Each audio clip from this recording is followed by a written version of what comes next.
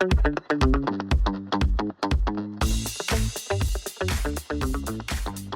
iGaming world. This is Stan, your favorite Data Roll podcast host. In today's episode, we're going to talk about data-driven solutions for combating gambling addiction. And today with me, we've got Paula Murphy. Paula, it's welcome and good to see you.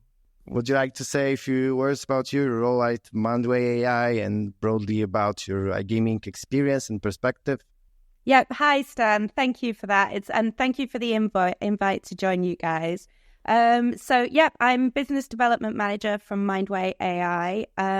So at Mindway, we are a specialized technology business who basically bring together machine learning, AI technology, and the understanding of the psychology of problem gambling from a neuroscience perspective to produce a data-driven approach to this equation, basically. So the data role is absolutely the right one for us. In terms of myself, I've been working in the gambling industry for the last 7 years now, and my background is predominantly in safer gambling and compliance. I've been at Mindway for about 18 months, and prior to joining Mindway, I was actually running my own business, an organization called Know Now, that was specialized around safer gambling and compliance. So again, that was about information, learning, making sure people had the knowledge they needed to succeed in these roles.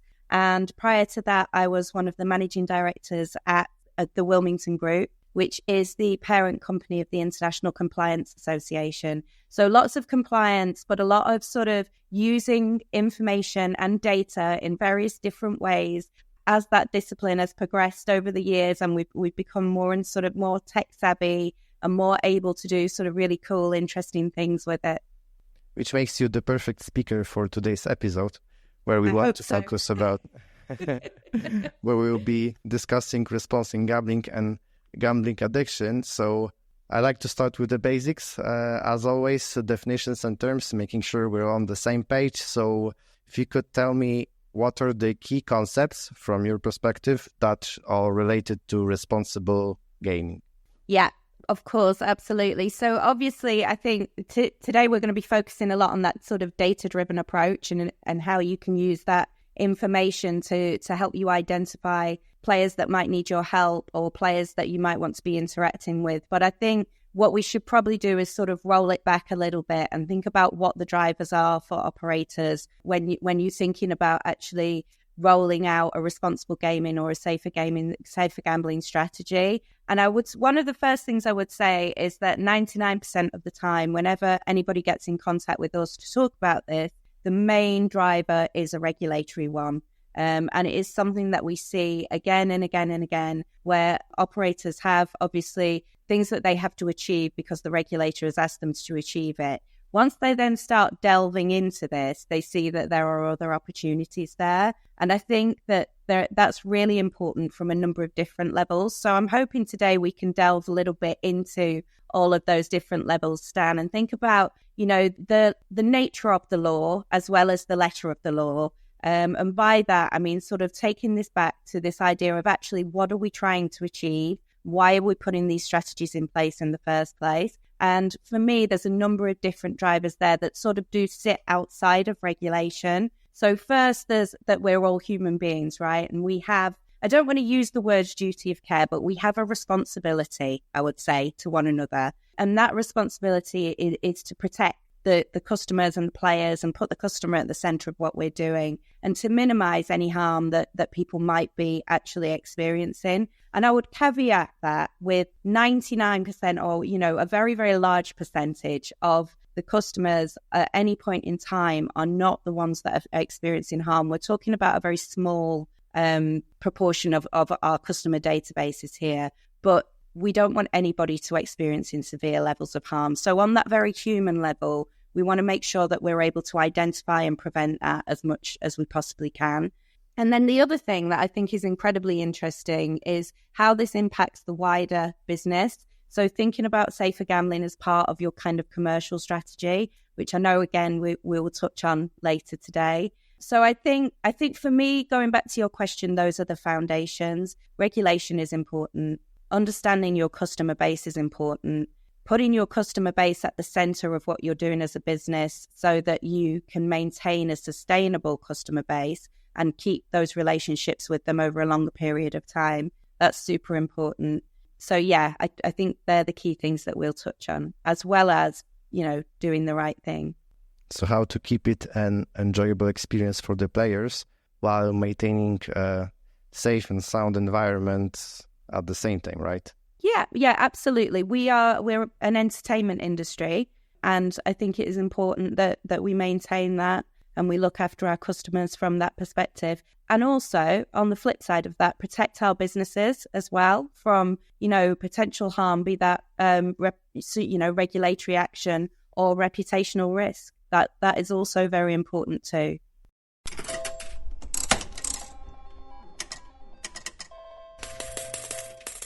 And when we speak about identifying this player addiction, what would you name are the most important symptoms that would indicate that a certain player is becoming addicted? What are this kind of aspects that you see them and you have a red flag in front of your eyes? Yeah, okay. So that sounds like a very simple question, but it's actually incredibly complex because there is no sort of one pattern that I would say that you look at and that follows to say, okay, that this person is experiencing harm. What we see is that problem gambling manifests in many, many different ways. So you actually need to be able to track it in many, many different ways. So there are, of course, universal sort of identifiers that we would say that is a marker of harm or this one's a marker of harm.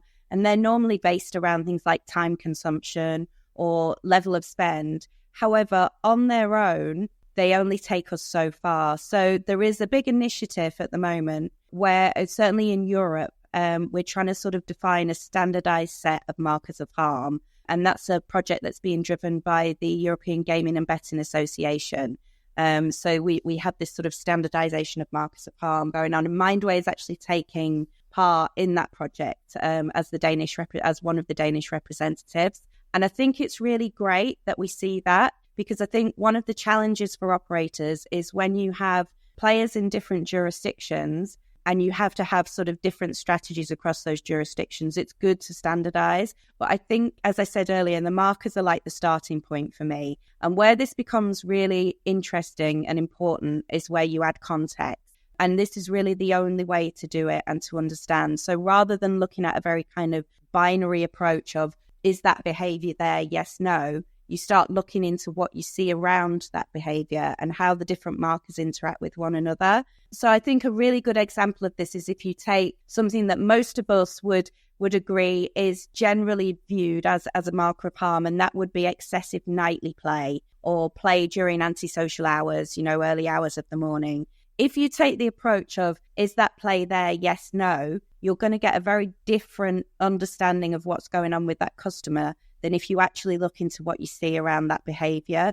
So I'm going to give you sort of two examples, Stan, and you tell me, are they the same thing? So player number one is somebody who we see long sessions going on throughout the day that run often into nightly sessions. We often see that play is something that there is a lot of deposits that don't look very controlled going on around that play leading into the nighttime.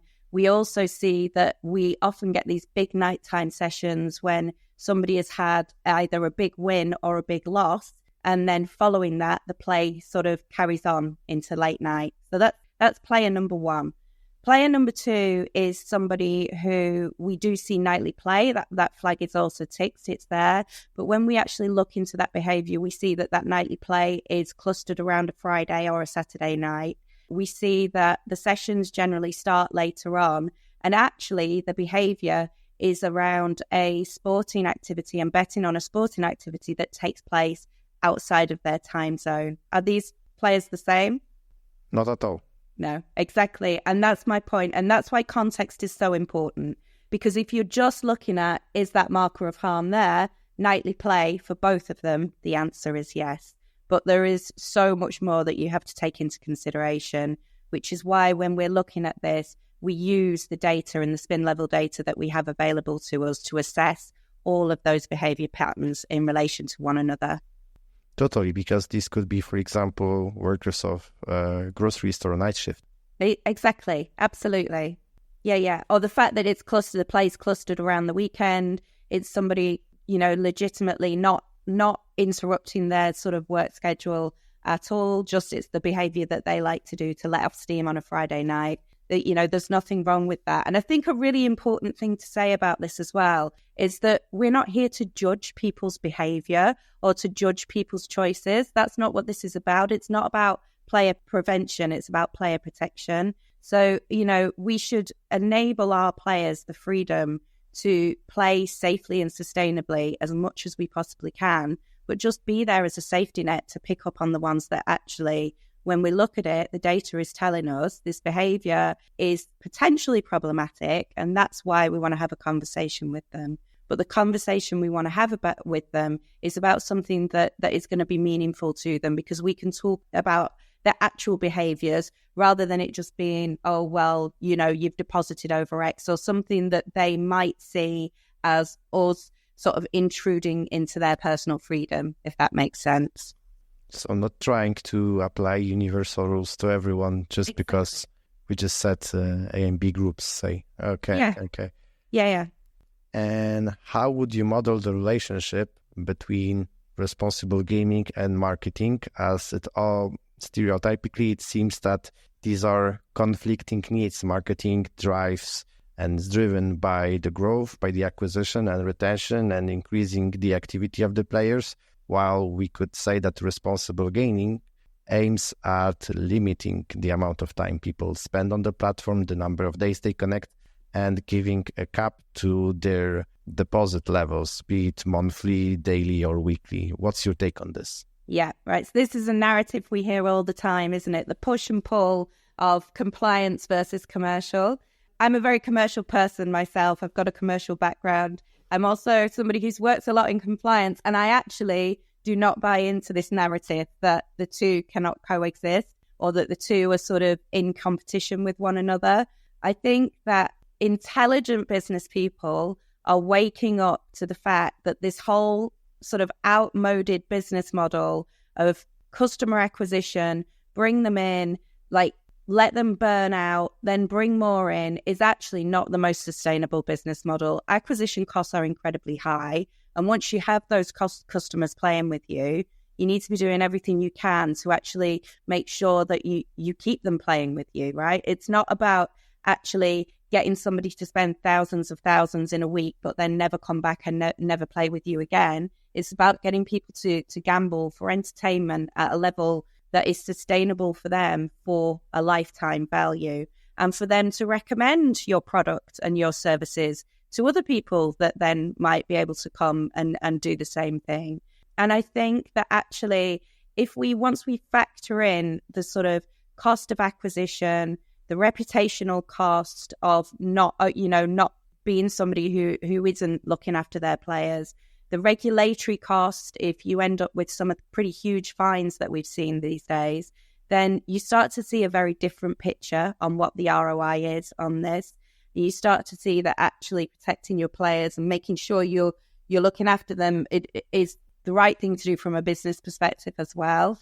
And the other really interesting bit, and this is the bit that I really want to get my teeth into moving forward, and I'm actually very, very interested to speak to any of the listeners who have got views on this as well, is actually when you start to think about sort of traditional marketing segmentation and then you apply the lens of risk over the top of that, you get a very interesting picture. So I have had customers that when we've started our conversation with them, one of the things that comes out during the conversation is, well, you know what, actually, when somebody reaches a certain level of risk, a certain tier of risk, we have to turn our marketing off. As a business, we'd like to be a little bit more sort of intelligent about how we deal with that. And actually, with that understanding of your player, that individualized personal understanding of your player, you might be able to start taking certain groups who, before you would have said, okay, they've reached this certain level of risk, all marketing has to go off. And you might be able to understand their behavior to the point where you can say, well, actually, this is a player who under no circumstances should we be serving any high volatility products or games to. but actually we could still serve them some sports betting marketing. And specifically when we know what their areas of interest are, we know who their team are, we think about how we normally segment marketing. We can send them stuff that is very personalized to them, and we can see that they can gamble in a controlled manner when that's all they're working on. So let's push them to the right product rather than just saying, okay, all marketing or no marketing. And that way you, again, end up with somebody who has an enjoyable, sustainable experience while they're gambling with you. The other bit around that is thinking about safer gambling messaging and how you interact that in, how you interweave that into your marketing messaging. And I'm not just talking about having Be Gamble Aware at the end of a TV ad. I'm talking about actually understanding. He's laughing at me. If you guys could see him, he's laughing at the minute. But I'm talking about actually understanding. So who is this customer? What is their behavior like? What do they how do they prefer to be communicated to? What kind of messaging and what kind of sort of delivery of that messaging? And then joining the two up so that they get one voice from all of your business. So I just think there's so many really, really cool and interesting things we can do across this whole piece. And what we're talking about here is customer information. We're talking about understanding your customers so that actually you can produce the best customer experience for them. Now that's valuable, whether you're thinking about it with a marketing hat, a commercial hat, or a safer gambling hat. And there's no reason why one individual can't be thinking about all of those things at any one time. All right. I also happen to know that you guys are very much data-driven within Mindway AI. So I'm wondering, how do you actually leverage the data to strengthen the responsible gaming initiatives? Yeah, sure. Thank you. This is a great question for me because it's absolutely at the heart of what we do. So Mindway is all about data. And a lot of us all the time these days, we all talk about AI constantly. You know, you go to the coffee shop, people talking about AI. Pick your kids up from school, people are talking about AI. You know, it's literally everywhere. But fundamentally, in my view, what we are really talking about with this is taking a data-driven approach. And what we actually do at Mindway is we take the spin level data that is available from the operators that we work with. So by spin level data, I'm talking about every 10-minute session for casino play or betting slip by betting slip for sportsbook. And we look for the behavior patterns that we see within that data. And there's lots of different things that can identify behavior patterns. So we're looking for things like deposits. We're looking at things like time spent. We're looking at like when the person has spent that time. We're looking at what somebody does, how their behavior changes. Does it intensify after a win or after a loss? We're looking at so many, like hundreds of different data points. But from that, you're able to form a picture of this person and how they're gambling. So this is how we utilize the data. We kind of use it to bring the play to life, if that makes sense, to paint a picture for us of what's going on with each and every one of those customers. And that then, the raw data information then feeds into our sort of markers or our risk factors, which then enables us to really, really break it down for the operator so that they can see in great detail what is happening with that player on a sort of pure stats basis, and then running down onto well, that's what's driving these stats. We're worried about these particular indicators.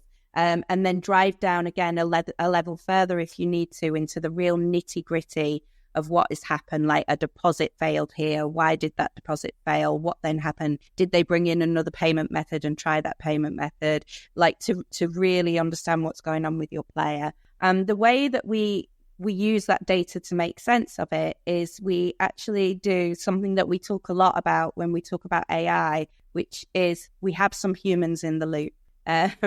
So everybody talks about having humans in the loop, and my view is it's very, very important to do that. So we basically take the spin level data and we show this spin level data to a group of experts who we work with across the industry. And these experts are people that have been psychologists and working in the field of understanding problem gambling for a very, very long time, both from the field of research and from the field of clinical experience. We also build lived experience into the algorithm these days as well. So we have experts with that level of understanding too. And what we do is we get these guys to rate what they see going on within that data based on a scale that we show them. And from that point, because the really important bit around the rating is we also get them to indicate the reasoning for their ratings.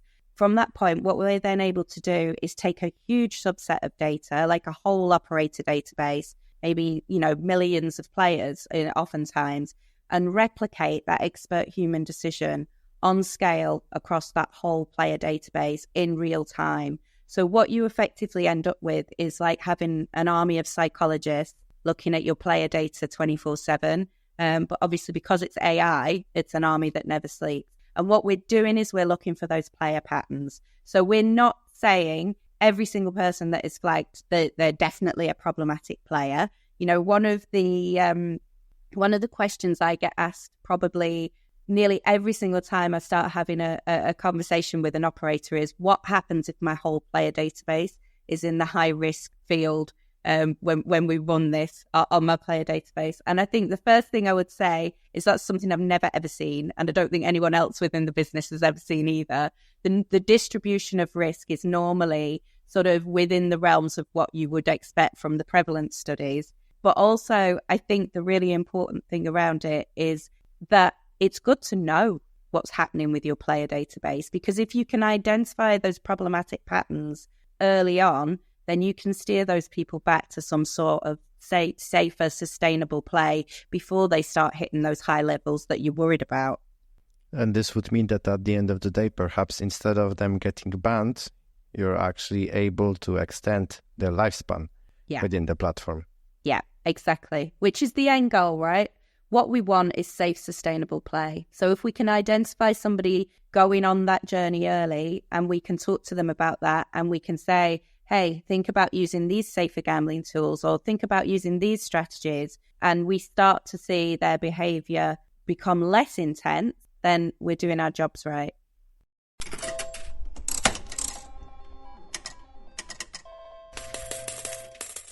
And what are the challenges when it comes to using this data to protect the players? Ooh, challenges. Okay, I would say probably one of the biggest challenges actually is when people think that, understanding data and being able to build an algorithm is the only important bit within this equation.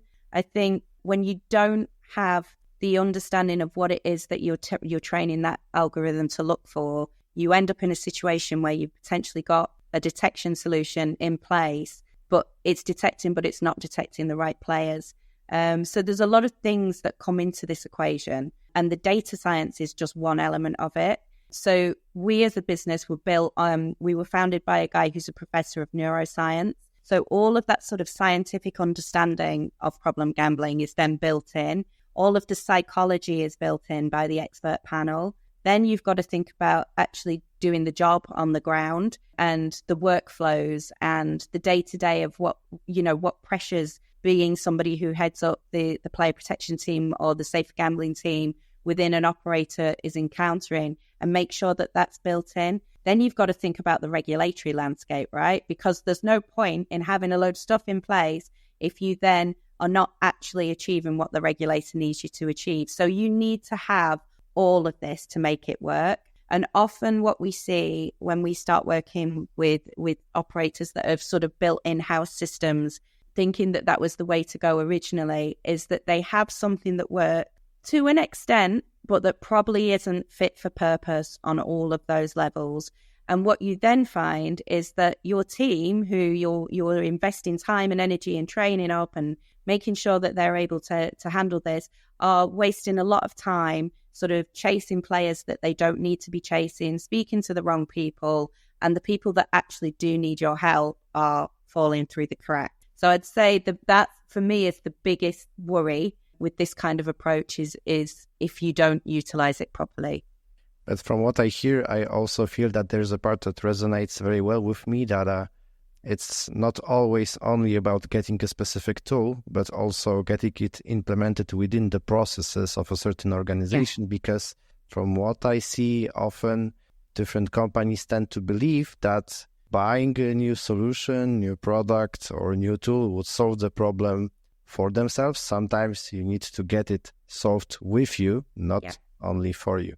Yeah, I would agree with you there, Stan. And I think the really important thing is that this is not an out-of-the-box situation. One size definitely doesn't fit all. So if you consider that we have customers across 61 different international regulatory jurisdictions, we have solutions running in 61 different international regulatory jurisdictions, and that customer base spans all different gaming verticals as well as land-based and online.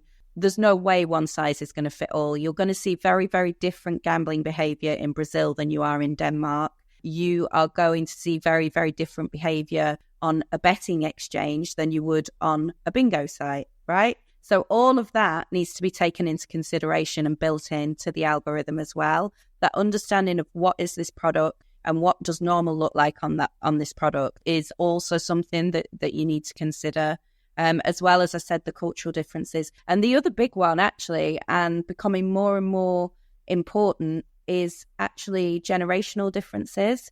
As we have sort of new sort of Gen Z players coming through, we see different drivers for why they want to be involved in gaming. And those different drivers come with different behaviors as well. So understanding that, again, super important. So what would you name as, from your perspective, what would be the main risks associated with using AI in the context of today's discussion? Yeah, of course. So I would say the answer to this question is in a lot of ways similar to the answer to the last question around the risks of using AI being not getting the target right, and not understanding what you're looking for, and ending up in a situation where you're targeting the wrong players and you're speaking to the wrong players. But that said, I think the benefits of using AI far outweigh any risks associated with that. I think there is no feasible way that you could track the kind of volume of players that we have to track on scale without utilizing technology. And I think what the AI or machine learning enables us to do is do that in a much, much more sort of intelligent way than we would if we were just relying on sort of flagging thresholds. So I mean, my advice here would be for people to sort of look at it and do it and not to be afraid of it. We said earlier, didn't we, that there's a lot of talk about AI. You can't go out your house without getting into a conversation with somebody about the dangers of AI. But actually, I think it's something that we should be embracing. I think AI is a lot of things, and a lot of those kind of dangers of AI that people talk about in the mass media, not really relevant here, because what we're talking about, tools that enable you to be better at your job, that give you the information you need to be more informed, make better decisions, and protect your players because you're more informed and you're able to make better decisions. So I kind of think of it as like the AI is doing the heavy lifting, and then you still have the human that is going to inform what then happens after that. Okay, and when we think about the future, because I always like to think about the future, what do you think will happen in the next few years when it comes to different trends and innovations that might shape the responsible gaming as we know it today? Yeah, cool. Love this question, because it's like, get your crystal ball out and let's see where we're going. So I think from talking to the vast amount of operators that I do talk to, that what we will start to see is people taking a more holistic approach that we already touched upon when we were talking about marketing. I think we will see people joining up the different divisions of their business and using the data and the information that is available to them to sort of make strategic decisions across the whole of business, rather than siloing it into different departments and different sort of solutions for those departments. So I think what we will then lead to is a much more customer-centric approach that treats every single customer as what we all are, the beautiful individuals that we are. It talks to Stan in one way because we know this is how Stan likes to be talked to, but it talks to Paula in another way because we know she's going to respond to that better. So I think, I absolutely think that's where we're going. I think we will see more and more automation as we move forward. I think we will see the data driving the communication strategy. And I think we'll start to see things like we know, for example, that those younger generations that we were just talking about, Gen Z, they respond better to actually talking to a chatbot than they do to talking to a human being. Whereas the likes of me, older generations, I would much rather somebody got on the phone and had a chat with me. So I think we'll start to see more of this, and we'll start to see not just personalization in the messaging, but also personalization in the method of delivery, which I think is super exciting. Definitely. All right, very nice. And a final one from my side. You have mentioned that you guys are working in many different verticals and many different countries and continents. So now my question would be, how do you measure the success of the responsible gaming programs? What are the metrics that should be looked at? So we done quite a nice story out here, Stan, because we started off with framing what responsible gaming is, and now we're winding up with talking about how we measure our success.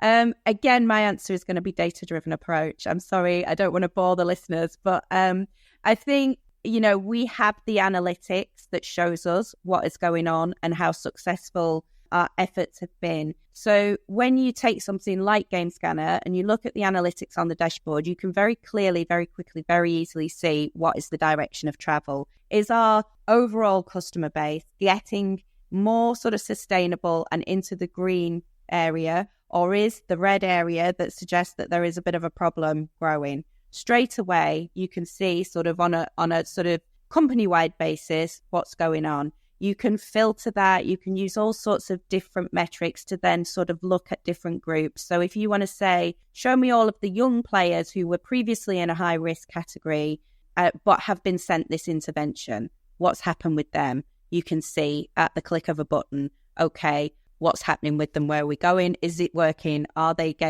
Is their risk profile moving up or down? And I think one of the other really interesting innovations that we've seen recently, and it came from working with the UK market. So as we know, the Gambling Commission in the UK sort of issued this guidance around identifying problematic play, acting on it, and then evaluating it. And one of the things that our customers were saying is that the hardest bit of that piece is the evaluation and specifically evidencing why you've made that evaluation. So what we actually did is we developed some functionality that looks at short-term risk rather than looking at long-term risk. So if you imagine you can put a marker in that an interaction has happened, we've spoken to this customer on this day, and this was the nature of that interaction. You can then track in the days immediately following that interaction what has happened with that customer's play. So if you start to see a much more controlled style of play following the interaction, but that controlled play has been 1 or 2 days, it's obviously not enough consistency to impact their overall risk score in any material way. But what it can do is inform you as an operator that actually that conversation that this operative had with that player seems to be working because we've seen control in these different areas. So what is our next step now we're seeing the control? Maybe we watch and wait. Maybe we send them a follow-up. Maybe we give them another call, letting them know that we've noticed that we've seen that control, or on the flip side of that, we're seeing an interaction strategy that isn't working because we're actually seeing the behavior continuing to escalate. Well, what's our next step now? Do we talk to them about something else? So we're able to evaluate by having really, really informed conversations about what is happening with those customers, and then seeing the data, we can see it. We can see whether it's working or not. Perfect. So I guess that we're slowly approaching the end of this episode. So thanks a lot, Paula, for this very insightful discussion. Today, we've talked about data-driven solutions for combating gambling addiction with Paula Murphy. We covered various aspects related to legal, trade-off or lack of trade-off between responsible gaming and marketing, and future developments. That's gonna be it for now. This was Stan. Thanks a lot for listening. Remember, no more bets and keep rolling with the data.